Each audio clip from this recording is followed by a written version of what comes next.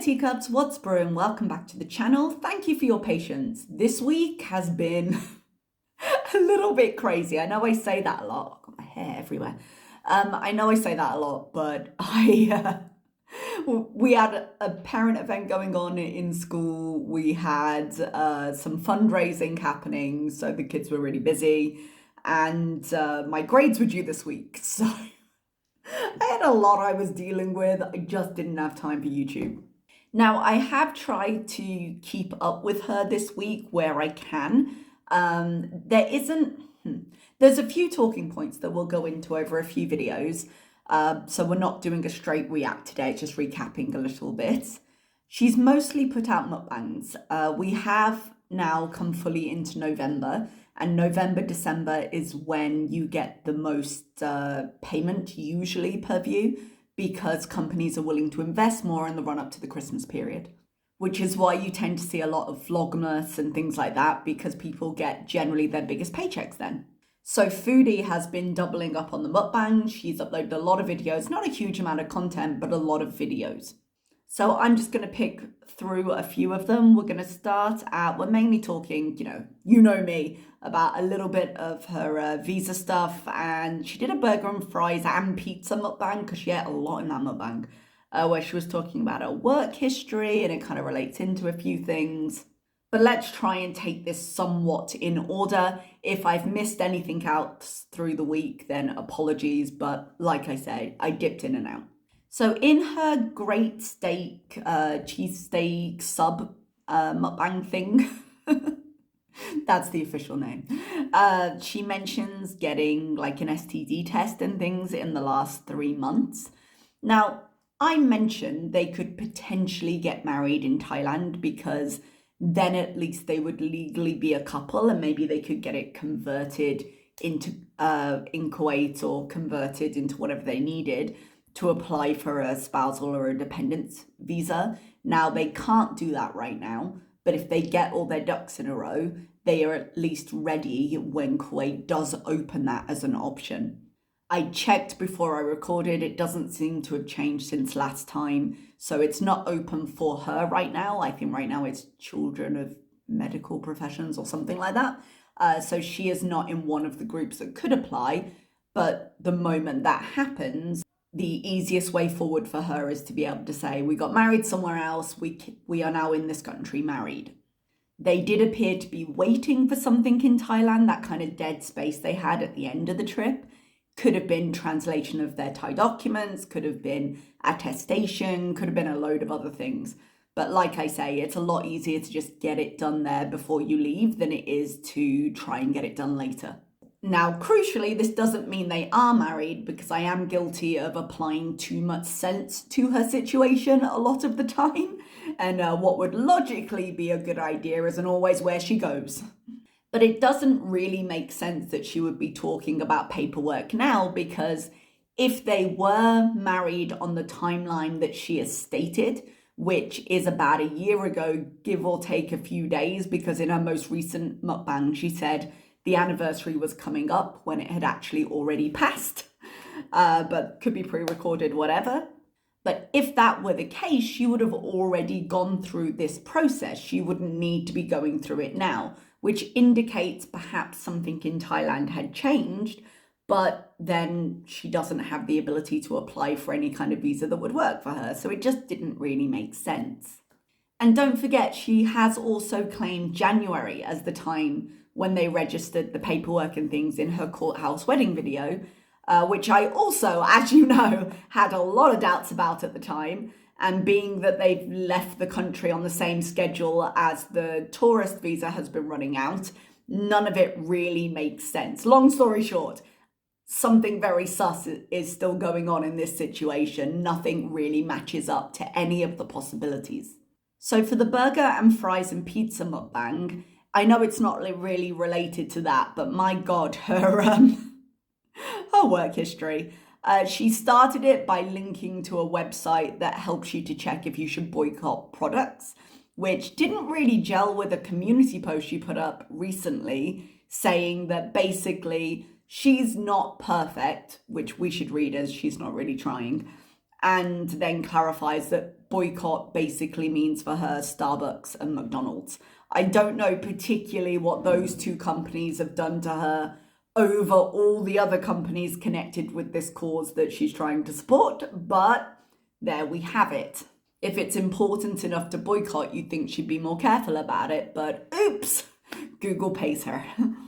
But even if we were to take out Google as someone who pays her, she is only willing to give up what she reasonably feels will not be too inconvenient for her. So, the depth of passion for it.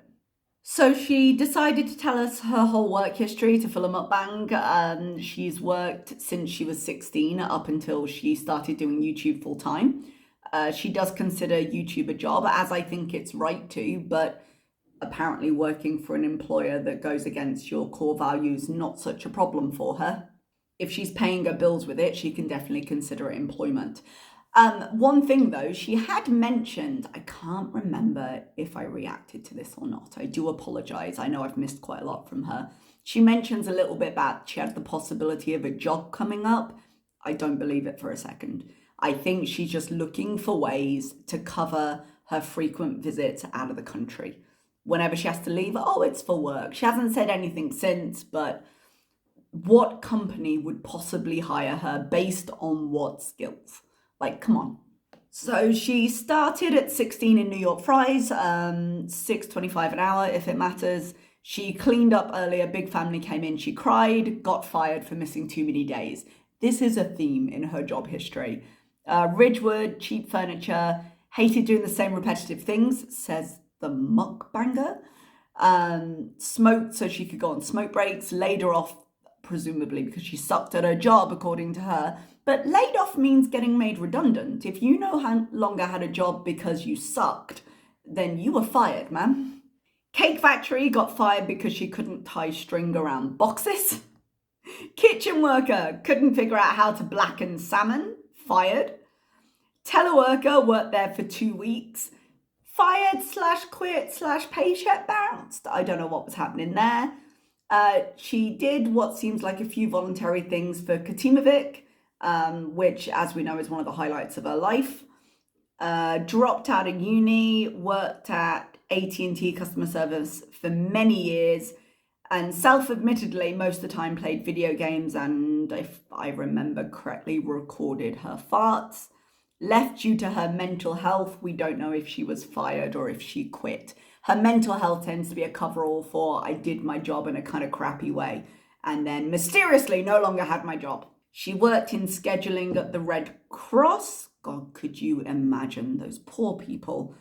Scheduling home care. Didn't like the management. That, again, an ongoing theme. People are terrible, not me. From there, she doesn't say exactly how the job ended, but she left the job to move. So I'm guessing quit, but might have been she moved because she lost the job. Who knows? Ottawa Home Healthcare Service appears to have left for another job, presumably quit because she went back. But I got a bit confused there, so I may have got that wrong. She worked in the psych hospital and got let go, came in late a lot, argued wrongful dismissal for something with the union and got paid off thousands of dollars and could collect unemployment. She does mention that a few times in these places she was looking around because she needed more money. This would be in line with, I think, her bankruptcies. So she would have been looking for more cash. She's always seemed to live beyond her means. But man, that is a lot of jobs to just continue losing and continue losing. When we say she lucked out, she was in a really good job that you could stay in, that was union protected. She got paid thousands of dollars for that. And somehow, even though she lucked out and made a lot of money on YouTube, she is sitting here with tax debt, 2 bankruptcies to her name, and no real plans to protect her future. But let's move on. It will come up again. We go into the meatball stew mukbang. So she mentions at the beginning of this, she still can't believe that people don't believe they're married and that they had to prove it before moving into an apartment. And yes, generally you do. But people find ways around that with owners. It's a risk for them, but it can happen. And they've had 3 different apartments in, was it about 6 months? She had the first one with Salah, which was just basically that one big room. They had the second tiny apartment, and then they moved into this third one in quite short notice. And that's not exactly a typical settling in process. So there is speculation as to why they moved and why they moved so quickly.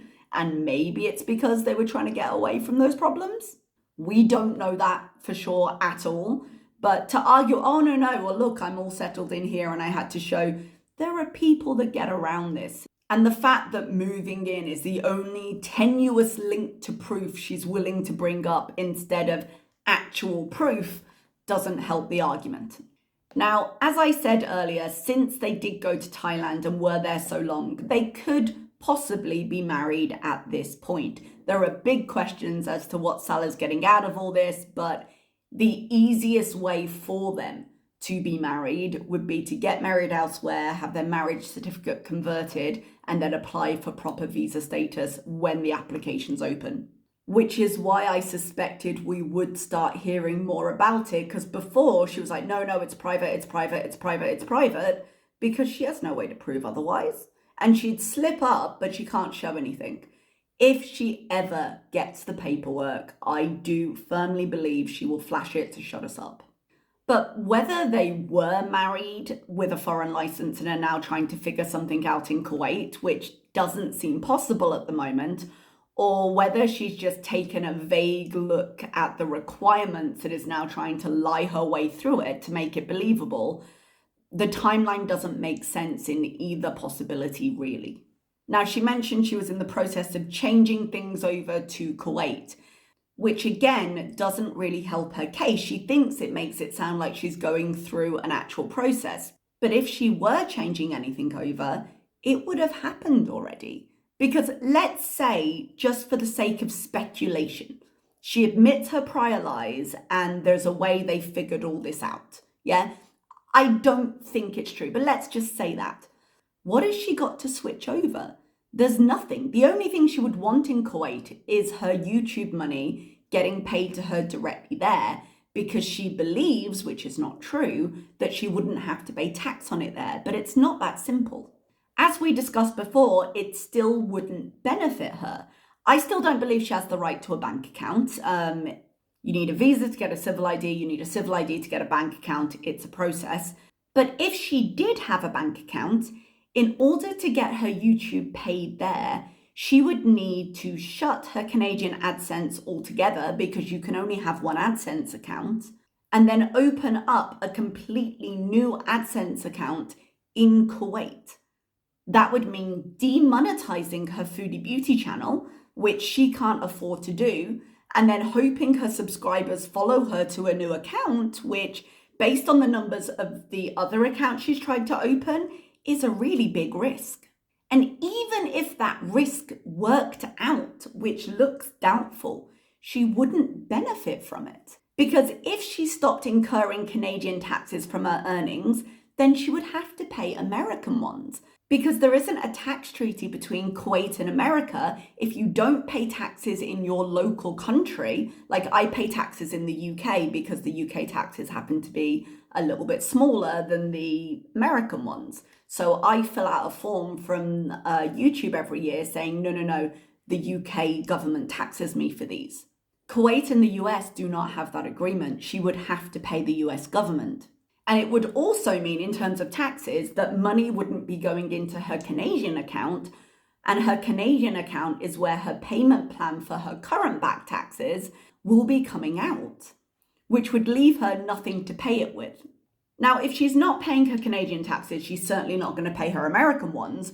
So changing her account would lead to probably a loss in subscribers based on her trying to do this before, a pause in her earnings, defaulting on her Canadian payment plan, and adding another tax problem in a second country.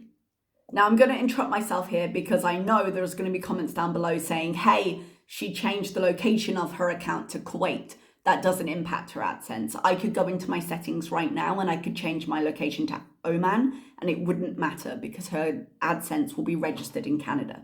Now, speaking of monetization though, her couples channel appears to have been demonetized. Now, I'm not sure what would have caused that in terms of YouTube demonetizing them, because there's no real offensive footage up there, I don't think. Well, depending on what you call offensive. It's all her fake happy influencer stuff. So there's nothing that would really get her demonetized on there. She did mention in this video around a really fake to show how kind of casual and unimportant and offhand her comments were, because the food was so much better than whatever she was talking about, that she would be re-uploading those videos to her foodie channel. Now, had she been smart, I know she was trying to build different brands, but she's not very good at that.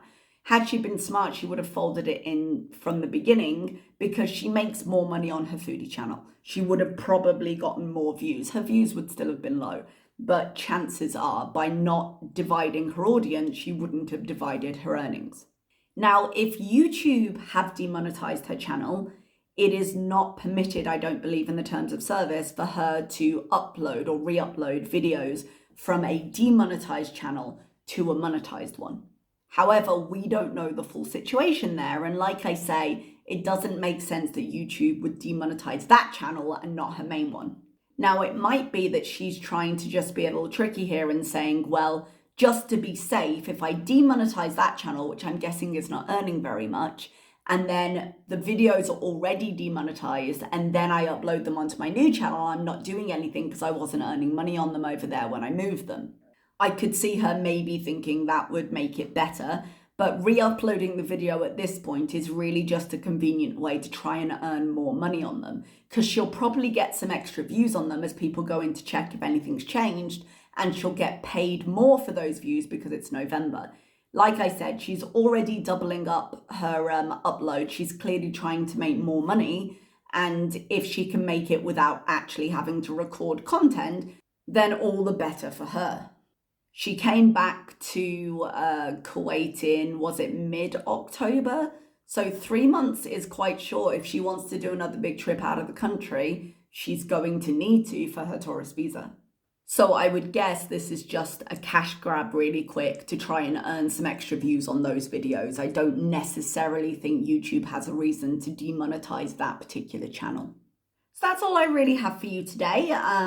She can't do Vlogmas because of her religion, so I'm guessing she's just trying to find another way to put up a lot of videos, and she likes eating. She can record at least 2 of those a day. So I think this very empty content is going to keep coming up, and she's going to keep trying to recycle old stories to keep them going. We'll see how that serves her and what happens next. She's got to be due some drama soon because she's got to keep her channel alive. So we'll see how it goes. Obviously, she did get very upset that that live stream she had, and she wanted to go home and things like that. We might see more of that depending on what happens. A trip back to Canada would be interesting to watch, but she doesn't seem to want to do it when she's not alone with her thoughts. So I don't think we're going to get one, but we'll see. All right, everybody, thank you very much for listening. I'm going to probably go and find a dress for National Day in the store, and then I'm going to come home and edit this. So I will see you next time. Thank you so much. Bye-bye.